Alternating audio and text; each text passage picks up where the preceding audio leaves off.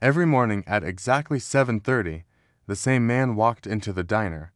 He always wore the same jacket. He always sat in the same seat by the window. And he always placed the same order.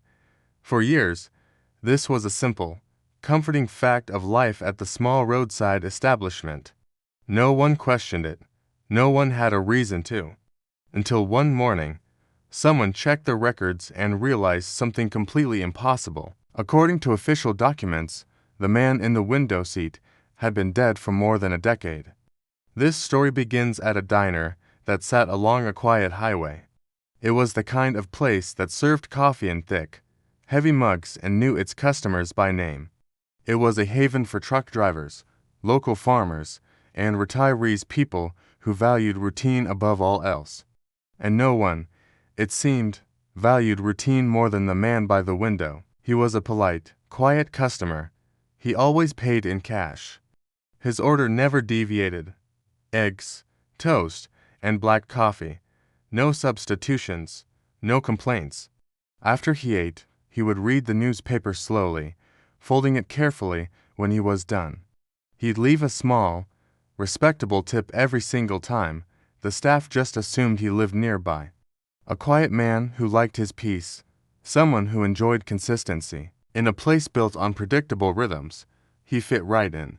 So no one ever asked any questions. This went on for years. The diner saw different waitresses come and go. Cooks retired.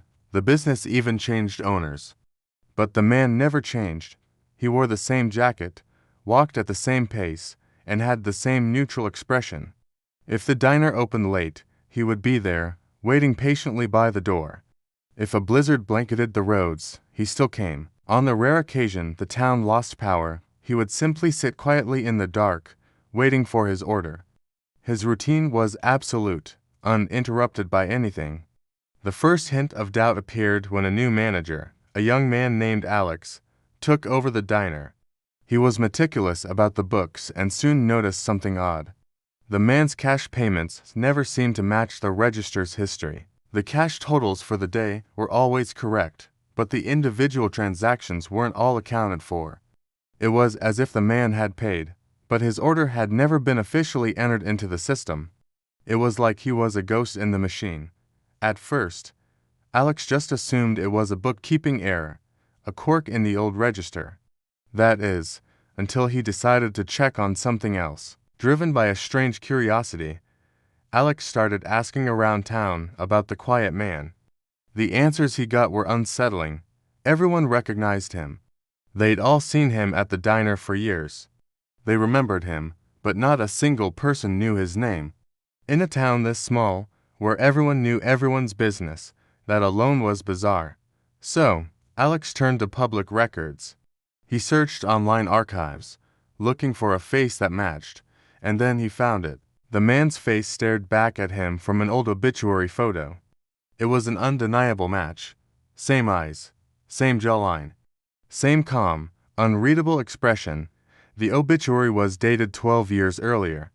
According to the article, the man had died quietly at his home from natural causes. He had no close family left, no children, and no living relatives in town. His funeral had been small and brief, and according to the town records, since the day of his death, he had never left that house again. Except, he clearly had. He had been leaving it every single morning to have breakfast at the diner. At first, Alex tried to dismiss it. It had to be a case of mistaken identity. A coincidence, maybe an unknown twin brother. There had to be a logical explanation, but then he and the rest of the staff began to notice more. The man never seemed to age. His weight never fluctuated. His clothes, that same familiar jacket, never showed any signs of wear. He didn't seem to react to major news events he read about in the paper. He didn't comment on town happenings or world affairs. He read the paper not as if he was learning something new, but as if he was just confirming that things were as they should be.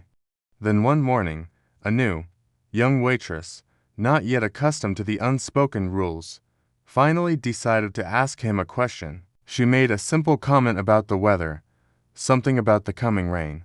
He looked up from his newspaper, a faint smile touching his lips for the first time anyone could remember. He spoke, his voice soft but clear.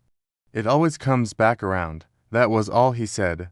He immediately returned to his paper. The waitress later told Alex that his voice sounded oddly familiar, like an echo of someone she might have known long, long ago. And then, just as suddenly as he had become a mystery, he was gone. One morning, 7:30 came and went. Then 8 o'clock. Then 9 o'clock. His seat by the window stayed empty. The next day, it was the same. A week passed in silence. No one spoke about it directly, but everyone felt his absence. The reliable, comforting routine had been broken, and the diner felt colder for it. Finally, Alex decided he had to know. He drove to the address listed in the 12-year-old obituary. The house was still there, set back from the road, looking quiet and forgotten. It was locked up tight, a thick layer of dust covering everything. Alex managed to get a look inside through a grimy window. Everything was exactly as the old reports had described. The bed was neatly made, the kitchen looked completely unused. And there, hanging in an open closet, was the jacket, the same one, untouched. There was no evidence to suggest anyone had lived in that house recently. Records showed no electricity usage for over a decade. No water, nothing, and yet, the man had been seen, spoken to, and served breakfast every single day for years. Those phantom receipts still didn't exist in the system. And when Alex reviewed the diner's security footage, he found that the camera angle for that window seat had always been strangely blurry, never capturing the man's face clearly. The local authorities were quietly informed. They looked into it, but found nothing actionable. There was no crime, no body, no missing person, just a story that didn't make sense. With no leads and no explanation, the case was unofficially closed, filed away like most strange things are. But this story isn't really about ghosts or the supernatural.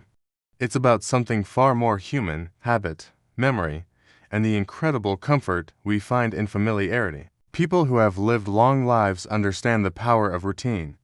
It's an anchor. It defines our days and gives structure to our existence.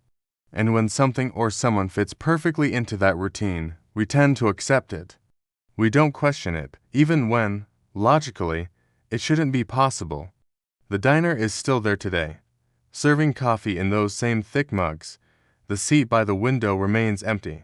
But every morning at 7:30, someone, a waitress, a cook, a regular, still glances at the door. They're not really expecting to see him, but they are remembering.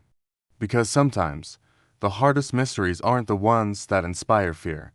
They read the ones that force us to realize how little we truly question the things that feel familiar. The man stopped coming. But the routine he left behind never did. Thanks for watching.